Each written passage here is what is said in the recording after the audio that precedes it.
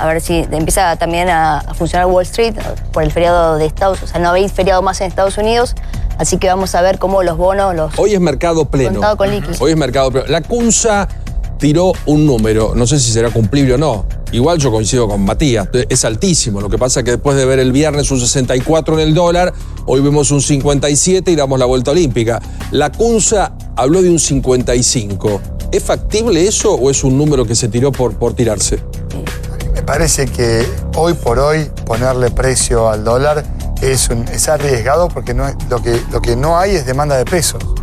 Si vos en este momento te ganás la lotería, ¿qué haces con los pesos? ¿Los colocás a tasa de interés o los pintás de verde en 15 minutos?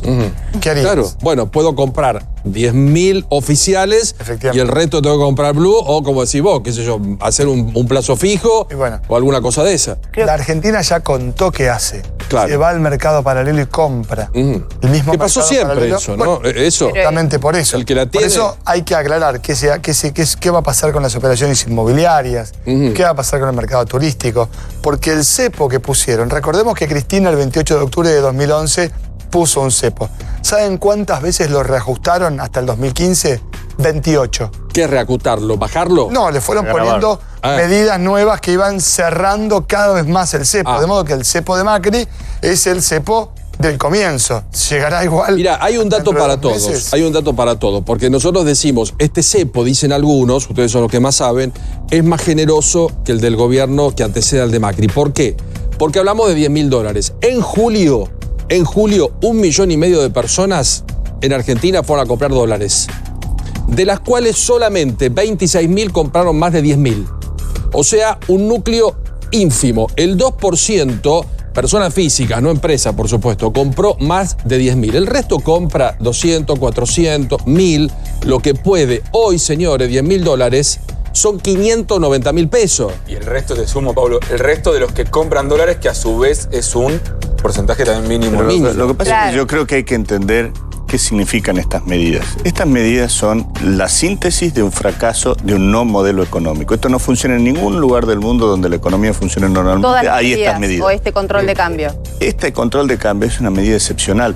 Que haya sido necesario al último, como dice Matías, tiene que ver con que ya prácticamente estábamos al borde del abismo. Pero José, yo ayer leía que todos los países de la región tienen el control de cambio. No, pero el control de cambio no en esta situación. Es decir, vos podés controlar el capital especulativo, exigirle que permanezca en un porcentaje determinado tiempo en el país. Claro. Ahora, lo que se llama estos cepos no existen así. Pero José, son medidas que muestran un fracaso de una política. El fracaso de esta política económica, que como decías antes, privilegiaba el mundo financiero en lugar de la industria, lleva a este nuevo cepo. El modelo económico anterior también llevó un cepo. Pero por eso te digo, vos necesitabas hacer un cambio. ¿Bien? En el gobierno anterior venías de años de caídas o estancamiento, sobre todo en materia industrial. Necesitabas dar un giro. Vos tenés un abismo, lo que hizo este gobierno fue apretar el acelerador. Es decir, en vez de empezar a girar, tenías el salvoconducto de la deuda pública.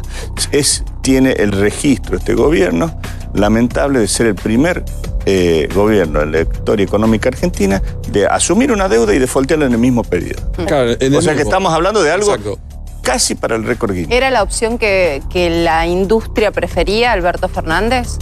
Lo que pasa es que no se trata de opciones. Acá yo creo que el país invariablemente va a un modelo de desarrollo. Creo que ya esto te va a poner blanco sobre negro que no puede haber crecimiento sin inclusión social. No puede haber, que eso es un desarrollo, no puede haber un país para solo unos pocos, sino para 46 millones de habitantes. ¿Cómo, José? Porque la frase yo la entiendo, pero el cómo se llega, porque hace 10, 15 años venimos fiándole. Te le digo, con vocación política, vocación que tenga... No es una medida esa. No, bueno, sí es una gran postura. Es decir, si vos tenés una vocación de darle la espalda a la industria, como le dio este gobierno durante 4 años, ya hay una medida. Es una medida de por dónde vas a direccionar. El kirchnerismo, esta espalda, ¿no existía eso? No esta espalda, así no. Ajá. Es decir, se agravó, veníamos con problemas económicos, pero la espalda que nosotros sufrimos de este gobierno, yo te aseguro que no lo vivió la industria jamás. Nunca. Lavagna, que es el candidato para presidente de tu espacio, estos días de tanta convulsión tal vez pasó de largo, ¿no?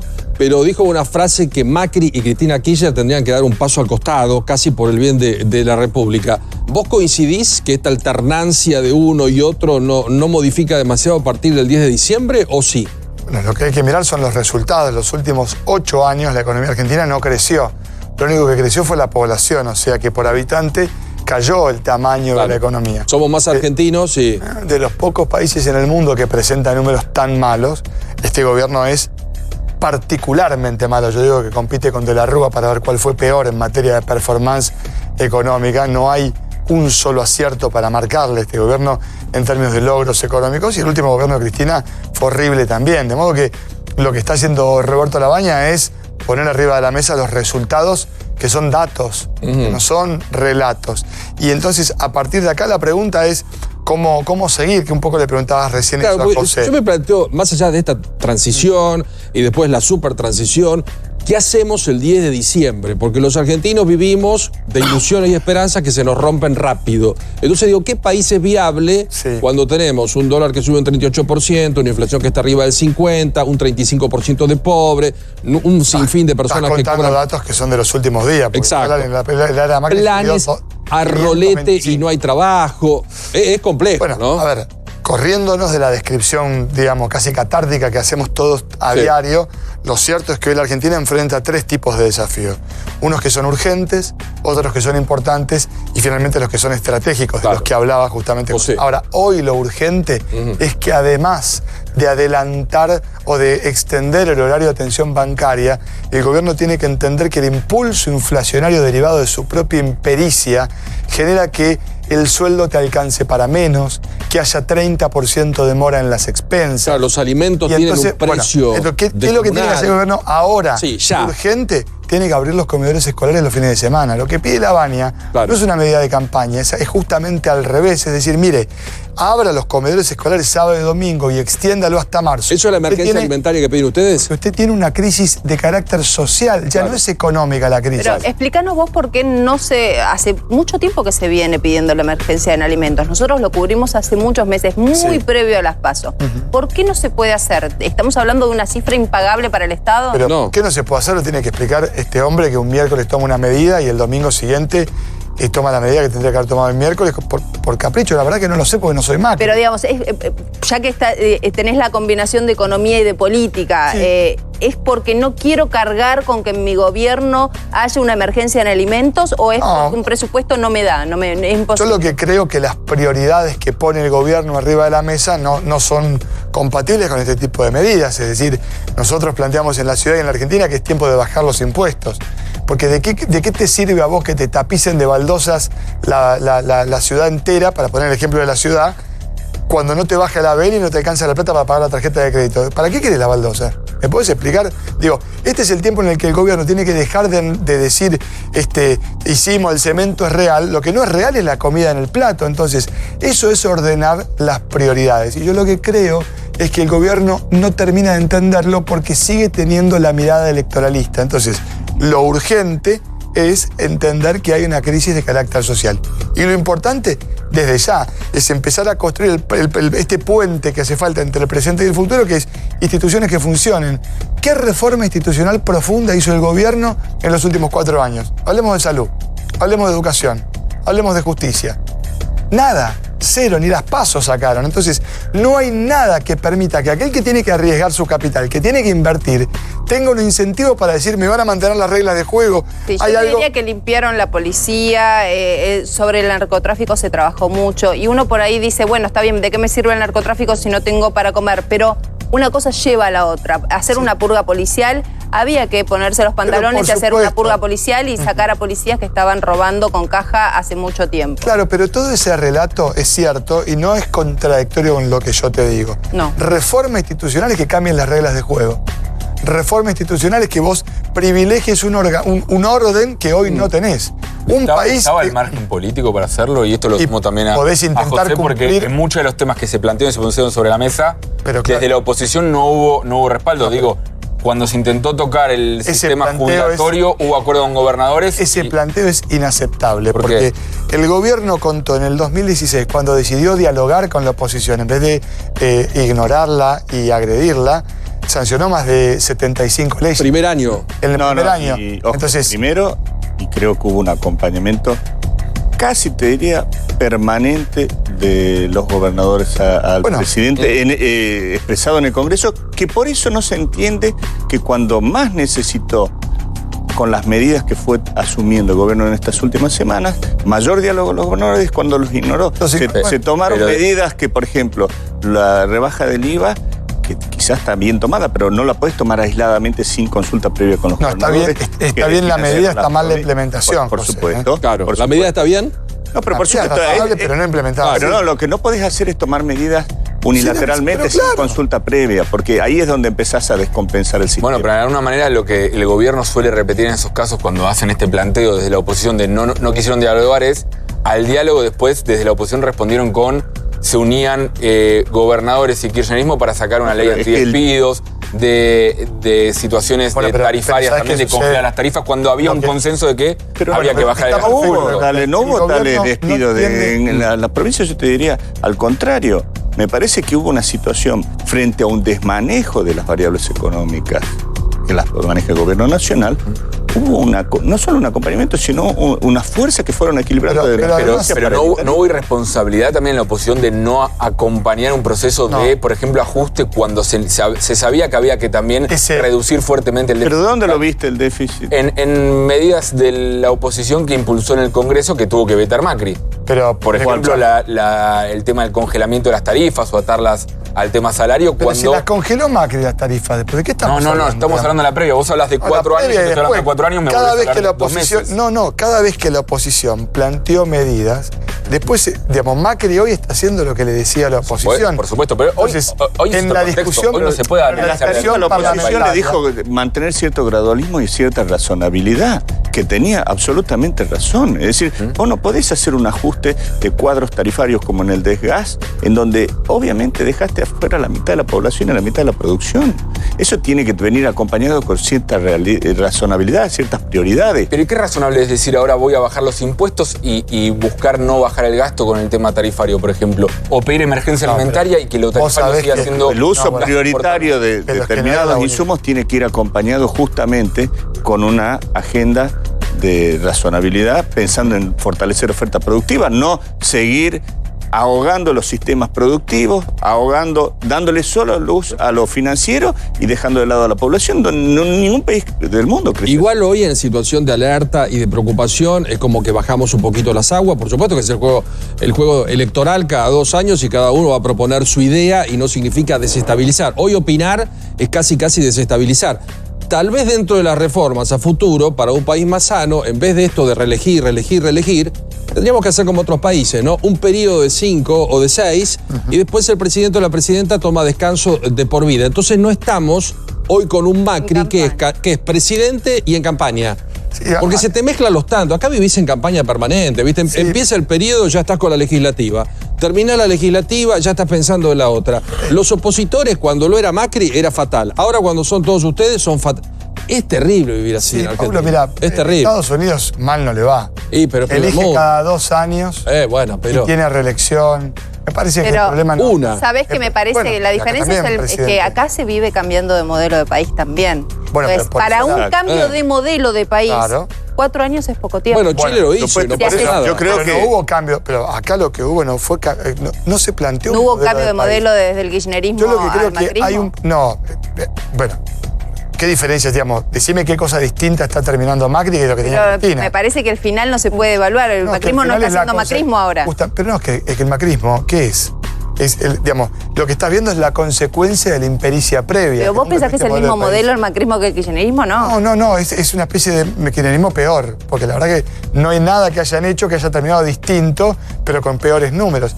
Me parece que lo importante es entender, ojalá podamos como sociedad entender que las responsabilidades del oficialismo y de la oposición nunca son las mismas. No, son diferentes. Y que la oposición uno la puede ver como, si querés, dura o blanda, como pasa en Gran Bretaña, como pasa en Estados Unidos. Andá a preguntarle a Trump o en su momento a Obama lo que era la oposición, en su momento republicana y ahora demócrata. Muy dura. Andá, fíjate Merkel, la oposición que tiene. Es durísima. Ahora, Lo que sucede es que hay responsabilidad. Yo creo que acá, a diferencia de lo que piensan ustedes, la oposición de todos los colores, no del nuestro, de todos los colores, fue mucho más responsable de lo que se entiende. Mirá lo que le pasó a Macron cuando aumentó 4% el combustible. Le prendieron fuego en París. Acá los jubilados tuvieron un aumento el año pasado de 28%.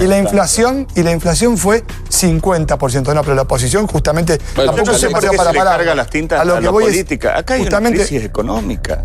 Ayer me preguntaban con la salida de Sandler, acá hay una crisis económica. Esto es la expresión final de una crisis económica que se empezó a gestar en el 2016. Acá no hay crisis política. El sistema electoral funcionó, el sistema de partidos funcionó. Creo que el diálogo político en el Congreso, más allá de que podamos estar más o no de acuerdo si tenían que tener mayor trabajo legislativo, funcionan, las instituciones están.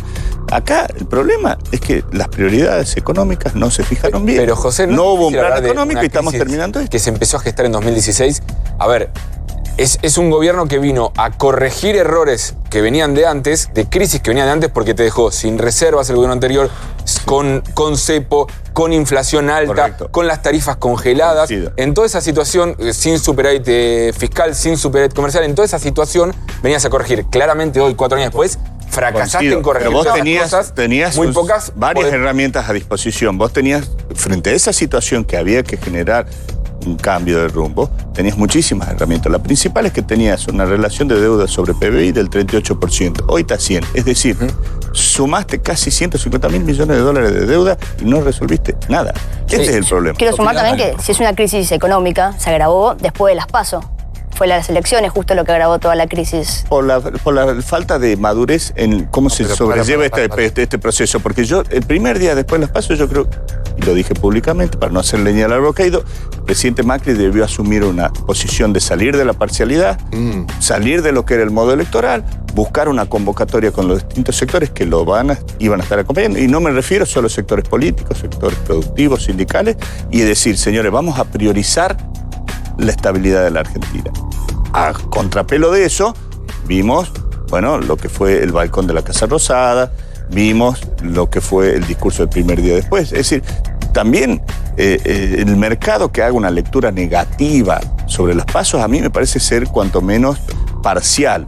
Yo creo que acá el mercado se dio cuenta que no tenía el respaldo para seguir con una política de ajuste con el Fondo Monetario, y eso es lo que leyó. Matías se tiene que ir, lo último. Sí. Bueno, nada, espero que este día arranque con tranquilidad en materia cambiaria. Me parece que es importantísimo que encuentre el dólar un techo. A mí me sigue preocupando la consecuencia de esto. Yo creo que vamos a terminar agosto con 4,5 puntos de inflación, que nos encaminamos a un septiembre un poco por encima de eso.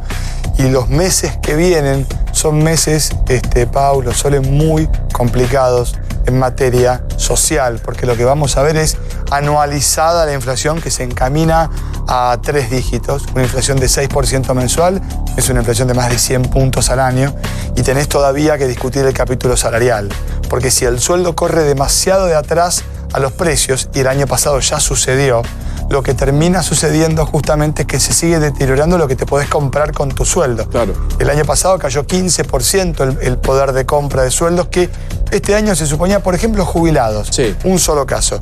El año pasado jubilados aumentó 28, la inflación fue 48. Este año, si la inflación era menor que en el 2018, los jubilados podían recuperar por la fórmula, luego el recorte jubilatorio, la reforma jubilatoria que se llevó adelante, podían recuperar un poco de terreno. Este año la inflación va a ser de vuelta más que en 2018. Es decir, que los jubilados, por la fórmula vigente, van a terminar peor que lo terminaron el año pasado. Quedaron afuera del paquete de medidas, digo, también porque se ayudó a los créditos Suba, un montón de cosas. Sofía, o sea, hasta el 10-9 de agosto, la proyección de jubilados era le ganaban, llegaban a 51 en el año a contra un 40 de inflación capital. Bueno, pero estuvieron las PASO, Gabriel. Por eso digo, cambió, lo que dice Sofía, de que el 11 de agosto cambió el país. No, es que ese es el otro tema. El 11 de agosto le sacamos una foto a lo mal que ya estaba el país. Y los argentinos votaron en una dirección en donde el 70% le dijo a Macri, mirá, vos me estás diciendo que querés seguir por acá y yo me quiero ir exactamente para otro lado porque por acá no funcionó. Entonces, no es que la crisis económica de la Argentina arrancó el 11 de agosto, porque plantear eso no tiene sentido, como tampoco tiene sentido de que lo que pasaba era por el pasado y lo que pasa es por el futuro.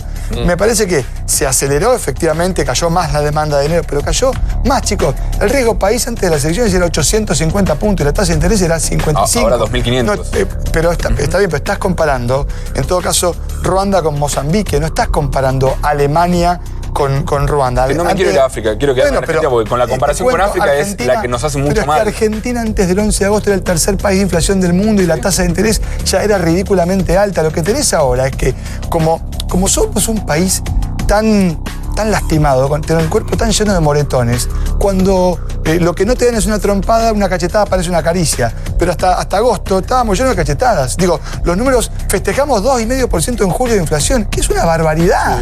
Pero comparado con lo que veníamos, agosto se esperaba también 1,3%. Había una pequeña recuperación. ¿No? Claro. ¿Cuánto se esperaba para agosto? 1,3%. Previo a las PASO, ¿no? Previo a las PASO. Y ahora se esperó. Bueno, lo despedimos a Matías, que tiene día largo. Y a José también. También te tenés que ir con que se me sumó. Lamentablemente vengo a... Día largo, ¿no? Muchas gracias. Día largo. Muchas gracias a los dos. Muchos más invitados. Sofi, te quedás porque vamos a seguir hablando de economía. Te quedás.